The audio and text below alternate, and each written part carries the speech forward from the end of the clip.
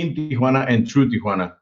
Right now, there's tens of thousands of people, mainly from Central America, waiting in Mexico their asylum requests to the U.S. This is due to a policy called "Remain in Mexico," or with a euphemism, migration protection protocols, which are not really giving any more protection to the migrants, but just expelling them to do the waiting in a very dangerous part of the world, which is the northern border of Mexico.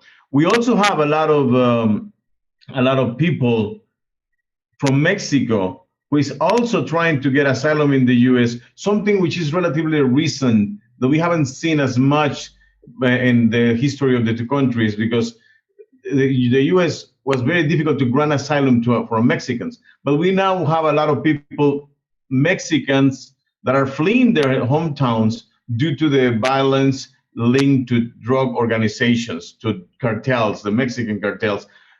And this is something new, because this is pushing people that was in areas who in the past were safe places, and now they are feeling the same violence and murder rates that we saw in other areas.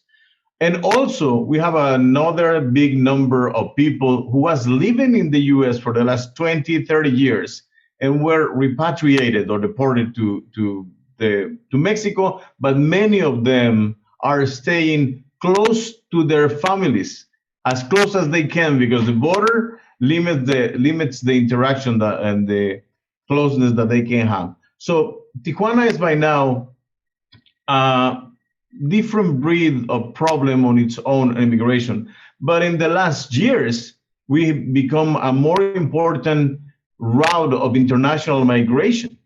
We have lately seen, along with the people from Guatemala, El Salvador, and Honduras, the main countries of origin of the immigration, and they're requesting asylum in the U.S. We also have a lot of people from other parts of the world, mainly Africans. Different countries from Africa are sending their people here. This has been following a trend who has been changing. And then we get to the policy changes due to the Donald Trump administration, which are the most severe in many ways, because it has halted in many ways legal and illegal immigration. The number of asylum has reduced. The number of the quotas for refugees have been reduced by this administration, and this is what is putting us in what is going on, the reality we are living with. And now we get to the pandemic. And the pandemic, the coronavirus pandemic, who began in March, was just a perfect excuse to those extreme policies in the U.S. Right now, the U.S. government praised itself, because when somebody gets illegally through the land to the U.S., it takes less than 2 hours to send it back to Mexico, the express deportation, as they call it.